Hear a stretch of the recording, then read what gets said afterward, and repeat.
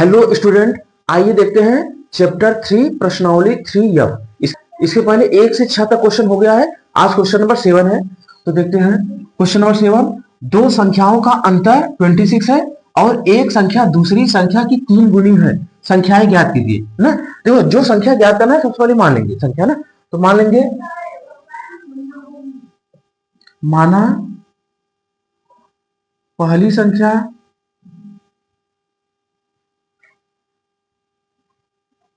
x मान लिए, दूसरी संख्या y मान लिए ना। और फिर क्वेश्चन में कह रहा है दो संख्याओं का अंतर 26 है, तो जो क्वेश्चन कह रहा है उसके अनुसार करेंगे। प्रश्नानुसार दो संख्याओं का अंतर है ना, तो x माइनस वाई कितना है 26। इक्वेशन 1 हो गया। अब देखो क्या कह रहे हैं, एक संख्या दूसरी संख्या की 3 गुनी है ना। तो देखो, एक संख्या दूसरी संख्या की 3 गुनी है। मान लो एक संख्या पहली संख्या x, दूसरी संख्या की 3 गुनी है, तो दूसरी संख्या यहाँ पे रखो ना, इसकी 3 गुनी, इसकी 3 गुनी इसके बराबर हो जाएगा, तो दूसरी संख्या की 3 गुनी के बराबर हो जाएगा। इक्वेशन 2 जैसे कहा था, देखो एक संख्या ना, एक संख्या दूसरी संख्या की 3 गुनी है, मतलब एक संख्या जो है ये दूसरी संख्या की 3 गुनी के बराबर है ना, हो गया। अब देखो यक्स का मान उठा के इसमें रख देना, समीकरण 2 में, समीकरण 1 में x बराबर 3y रखने पर ना, तो रखो, तो x बराबर 3y रखेंगे समीकरण 1 में, तो क्या हो जाएगा 3y minus y equal 26। 3y में y माइनस करो क्या हो जाएगा 2y इक्वल 26। अब देखना 2 1 जा 2 और यहाँ क्या हो जाएगा 13 हो जाएगा ना। तो y का वैल्यू कितना आ गया, y का वैल्यू आ गया 30। y का वैल्यू, अब y का मान उठा के कहां पे रखना है, समीकरण 2 में रख देना है, तो x का मान आ जाएगा। समीकरण 2 में y इक्वल 13 रखने पर, चलो 2 में रखो, तो x इक्वल क्या हो जाएगा 3 इंटू वाई के स्थान पे 30 रख देना है ना, 3 इंटू वाई के स्थान पे 30, तो x इक्वल 13 इंटू 13 इंटू 3 39 हो जाएगा, 13 39, तो x का वैल्यू 39, y का वैल्यू 30। जो पहली संख्या है क्या हो जाएगा, लिखेंगे अतः पहली संख्या क्या हो जाएगा, x है, x माने थे 39 ना। दूसरी संख्या क्या माने हैं y का मान कितना आया है 30, दूसरी संख्या 30 होगी, ये आंसर हो गया। तो क्वेश्चन नंबर जो 7 था ये कंप्लीट हो गया। क्वेश्चन नंबर 8 है, किसी बच्चे को अपने घर से पिकनिक स्थल पर पैदल पहुंचने में 6 घंटे लगते हैं, किंतु वह साइकिल से उसी दूरी को 2 घंटे में तय कर सकता है। यदि उसकी साइकिल की औसत चाल उसकी पैदल चाल से 7 किमी पर घंटा अधिक हो, तो उसकी पैदल चाल और साइकिल की चाल ज्ञात कीजिए ना। तो पैदल चाल और साइकिल की चाल निकालना है, तो जो निकालना होता है उसको सबसे पहले हम लोग मान लेते हैं ना। तो फिर माना पैदल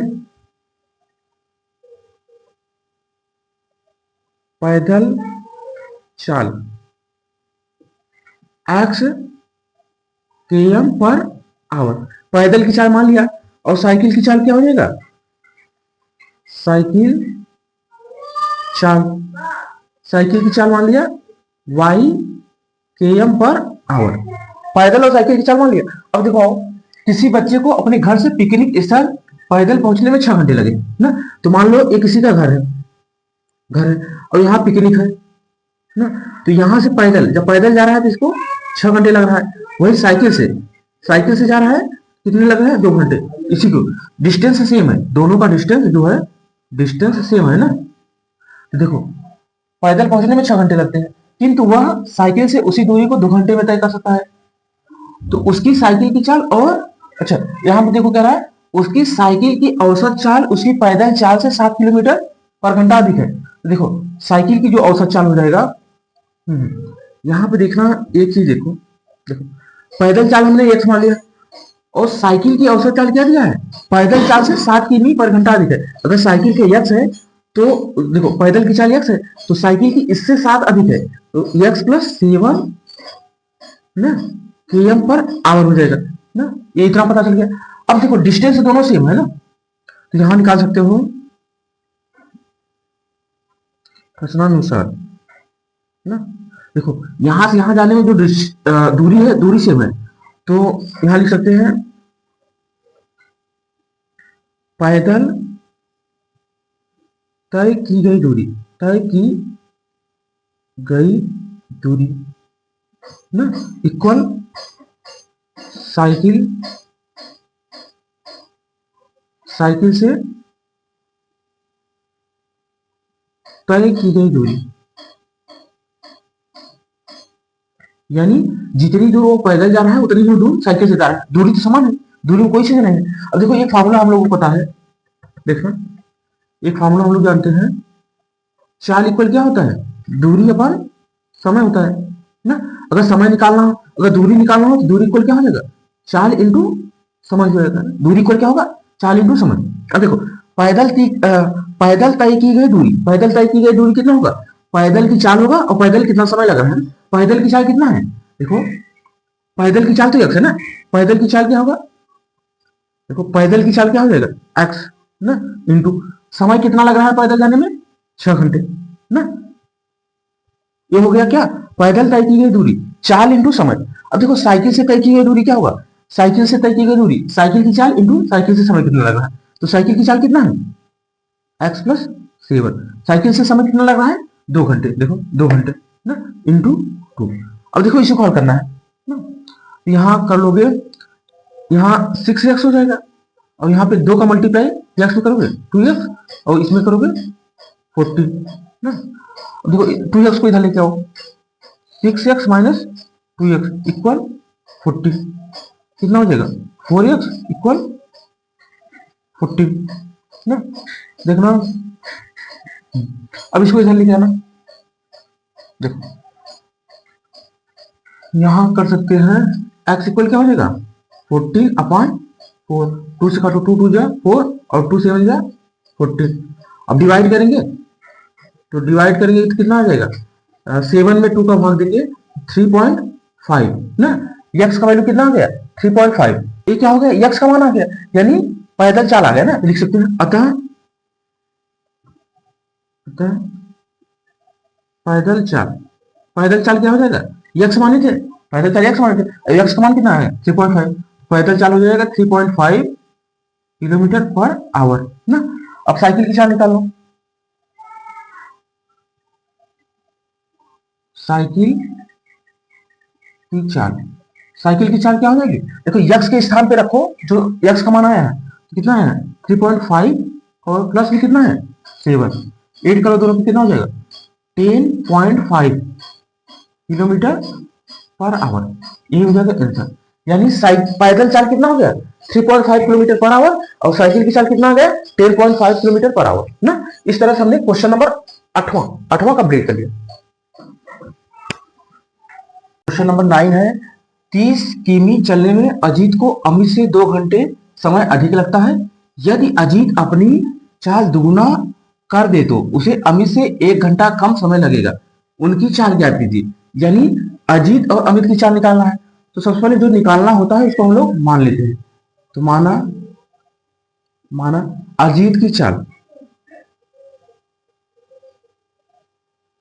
अजीत की चाल मान लिया हमने x km/h ना, x km/h। देखो इसमें अमित की चाल मान लेंगे, अमित की चाल इसकी मान लेंगे y km/h, ये हो गया। अब देखो जैसे जैसे क्वेश्चन कह रहे हैं वैसे करेंगे ना। देखो 30 किमी चलने में टोटल डिस्टेंस है, कुल दूरी है 30 किलोमीटर, कुल दूरी बराबर 30 किलोमीटर ना। 30 किमी चलने में अजीत को अमित से 2 घंटे समय अधिक लगता है। देखो अजीत को अमित से 2 घंटे अधिक लगता है, यानी समय निकाल लेना, अजीत की चाल समय निकाल लेना कि अजीत को कितना समय लगा फिर अमित को कितना समय लगा ये पहले निकालो। देखो एक फॉर्मूला होता है, चाल इक्वल होता है दूरी बटे समय। चाल इक्वल होता है दूरी बटे समय। अगर समय निकालना हो तो कौन सा फॉर्मूला लगाएंगे? देखो समय को इधर मल्टीप्लाई करो, चाल को इधर ना, तो समय इक्वल क्या हो जाएगा? दूरी बटे चाल ना। तो समय इक्वल दूरी बटे चाल। अब हमको निकालना है समय ना। देखो 30 किमी चलने में अजीत को अमित से, पहले अजीत को 30 किमी जाने में लगा समय निकाल लो ना। तो देखो ऐसे लिख लो 30 km जाने में अजीत को लगा समय ना। 30 किलोमीटर जाने में अजीत को लगा समय। देखो अजीत को समय कितना लगेगा? तो समय इक्वल दूरी बटे चाल होता है ना। तो दूरी तो फिक्स है, दूरी कितना है? 30 किलोमीटर। तो देखो चाल, चाल क्या है? अजीत की चाल कितना है? x ना। तो इतना समय लगेगा। इसको हम लोग t1 मान लेते हैं ना। इसको मान लेंगे, मान लो समय लगा अजीत को, ये t1 है। t1 इक्वल दूरी बटे चाल, दूरी बटे चाल, चाल है x ना। ये हो गया। अब देखो, अब अमित को 30 किलोमीटर जाने में अमित को कितना समय लगा? 30 किलोमीटर जाने में अमित को लगा समय। तो मान लो अमित को t2 समय लग रहा है ना, t2 समय। तो समय इक्वल क्या हो जाएगा? समय इक्वल दूरी बटे चाल। तो देखो दूरी तो 30 ही किलोमीटर है, तो दूरी बटे चाल, चाल चाल देखो अमित की चाल कितना है? y। इतना हो गया ना। अब देखो प्रश्न के अनुसार देखना,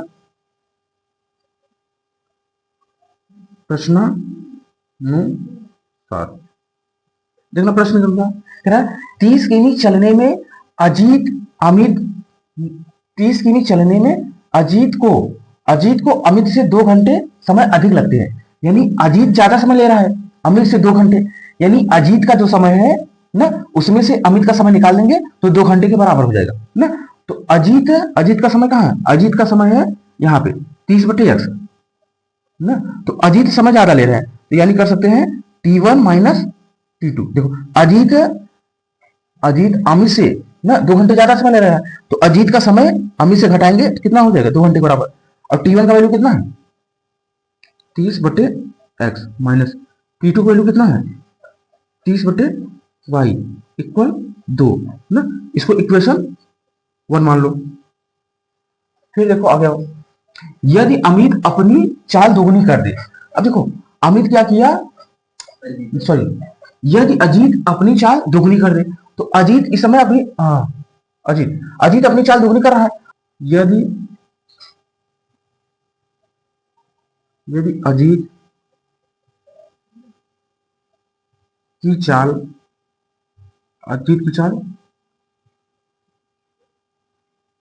दोगुनी हो जाए। देखो इसकी चाल अजीत की कितनी थी? शुरू में x थी। अगर दोगुनी करेंगे तो क्या हो जाएगा? 2x किलोमीटर पर आवर हो जाएगा ना। दोगुना कर दिए। अगर दोगुना कर दिए, अब देखो 30 ही किलोमीटर है, चाल दोगुना हो गया, तो अब समय कितना लगेगा ना। तो मान लो लगा समय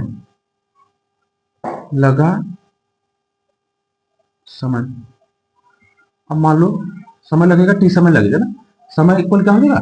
समय इक्वल हो जाएगा दूरी बटे चाल। दूरी तो 30 ही किलोमीटर है, चाल कितना हो जाएगा? 2x ना। अब देखना यहां से, यदि अजीत अपनी चाल दोगुनी कर दे, तो अजीत की चाल हमने दोगुनी कर दी, 2x हो गया, तो उसको समय कितना लगा? 30 बटे 2x ना। तो उसे अमित से 1 घंटा समय कम लगता है ना। अमित से 1 घंटा कम समय लगता है, यानी अमित इस समय 1 घंटा ज्यादा लगेगा ना। अब देखना, देखो अमित से 1 घंटा कम लगता है, तो करेंगे अमित के समय से ना, अमित के समय से घटा देंगे ना। देखो अमित का समय कहाँ है? अमित का समय t2 है।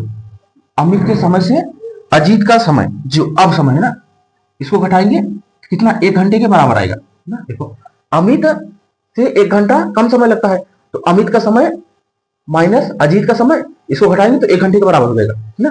अब इसको t2 कहाँ है? t2 है 30 बटे 30/y माइनस t कहाँ पे है, देखो 30/2x इक्वल 1 के बराबर, इसको इक्वेशन 2 मान लो। देखो इक्वेशन 1 कहाँ है, यहाँ पे, इक्वेशन 2 कहाँ है, यहाँ पे, यहाँ देखो, यहाँ क्या है, 30/x है माइनस 30/y। अब देखो यहाँ 30/y प्लस में है, यहाँ 30/y माइनस में, अगर समीकरण 1 और 2 को जोड़ दिए, a minus a plus cancel हो जाएगा ना, x का मान आ जाएगा। समीकरण 1 प्लस 2 से ना, समीकरण 1 और 2 को जोड़ो, देखो तो क्या हो जाएगा, देखो हम लोग लिख लेंगे 30/x माइनस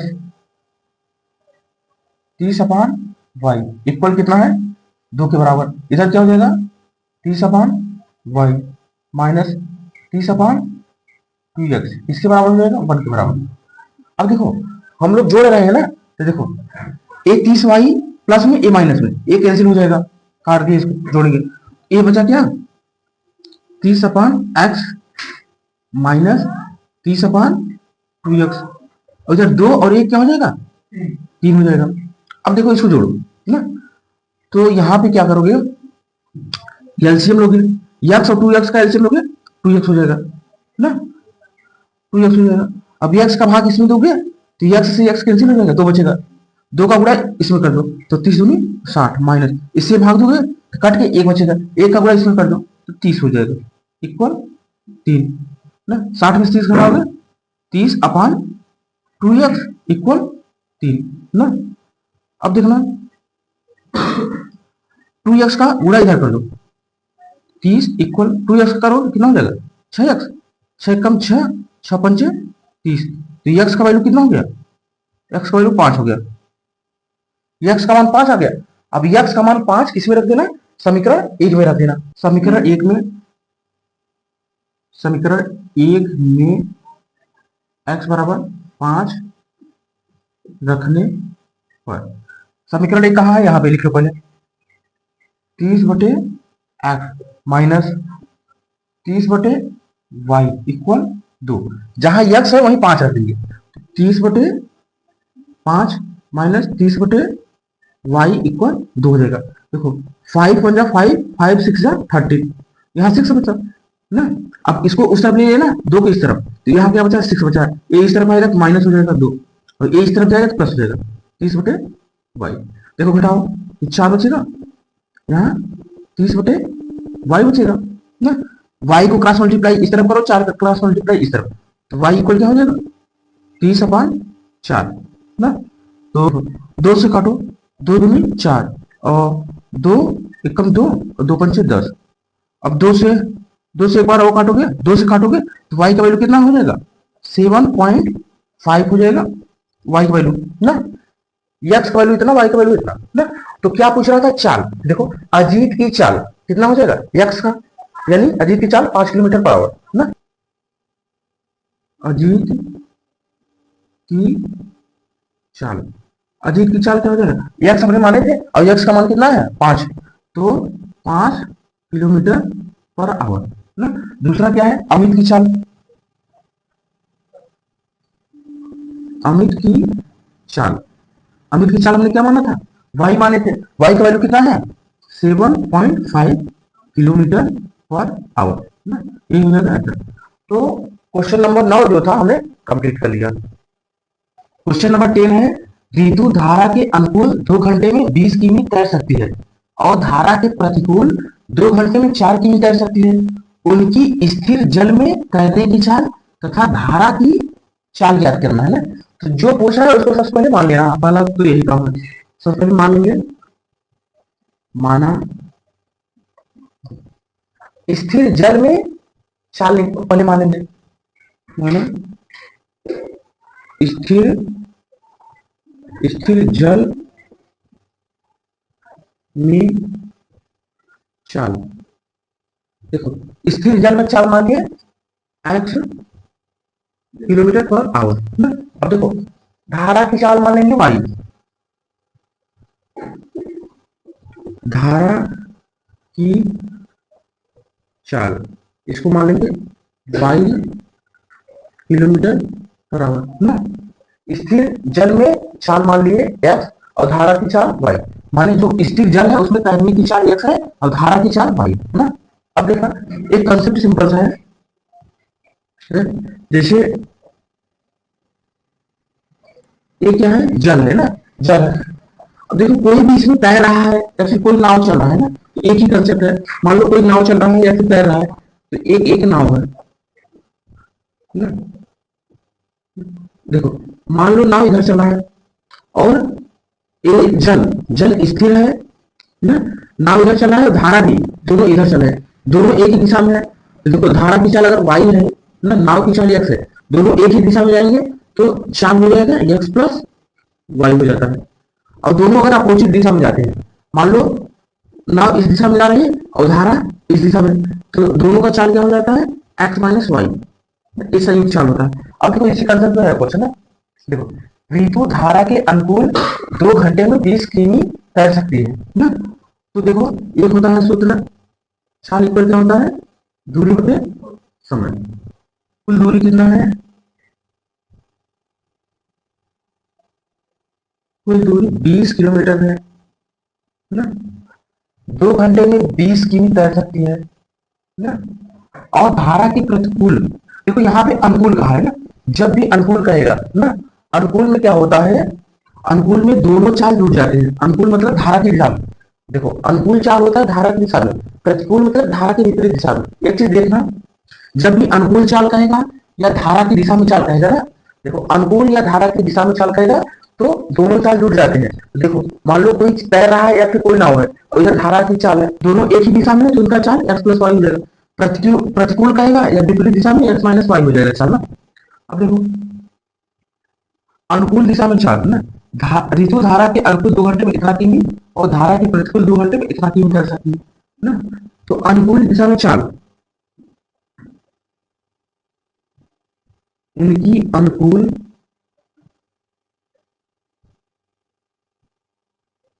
अनुकूल चाल ना, अनुकूल यानी ऋतु के तैरने की और धारा की अनुकूल चाल क्या हो जाएगा, दोनों आपस में जुड़ जाएंगे। अनुकूल मतलब एक ही दिशा में ना, तो दोनों जुड़ जाएंगे, एक्स प्लस वाई हो जाएगा। ये अनुकूल चाल हो गया किलोमीटर पर आवर ना। अब देखो अनुकूल चाल हो गया, अब प्रतिकूल चाल निकालो, उनकी प्रतिकूल चाल, प्रतिकूल चाल का है या विपरीत चाल का है, तो देखो दोनों घट जाते हैं। देखो नाव इस दिशा में चलना है और जो धारा है, धारा इस दिशा में ना, तो दोनों घट जाएंगे एक्स माइनस वाई। ये प्रतिकूल चाल होता है या विपरीत चाल ना। तो प्रतिकूल चाल क्या होगा x minus y kilometre per hour, इतना हो गया। अब देखो आप प्रश्न के अनुसार करना, प्रश्नानुसार ऋतु धारा के अनुकूल 2 घंटे में 20 किमी तय कर सकती है ना, यानी 2 घंटे लगेगा 20 किमी तय कर सकती है। अनुकूल, जब अनुकूल धारा के अनुकूल होगा, अनुकूल में क्या होता है चाल एक्स प्लस वाई ना। तो देखो चाल इक्वल क्या होता है, चाल इक्वल क्या होता है दूरी बटे समय। ये तो चाल इक्वल दूरी बटे समय। देखो अनुकूल चाल क्या है, अनुकूल चाल कितना है, अनुकूल चाल एक्स प्लस वाई ना, चाल हो गया एक्स प्लस वाई अनुकूल चाल। दूरी कितना है 20 किलोमीटर, समय कितना लग रहा है 2 घंटे। देखो 2 से काट दो, 2 कम 2, 2 दाम 20, तो एक्स प्लस वाई कितना हो जाएगा एक्स प्लस वाई 10 ना। इक्वेशन मान लो,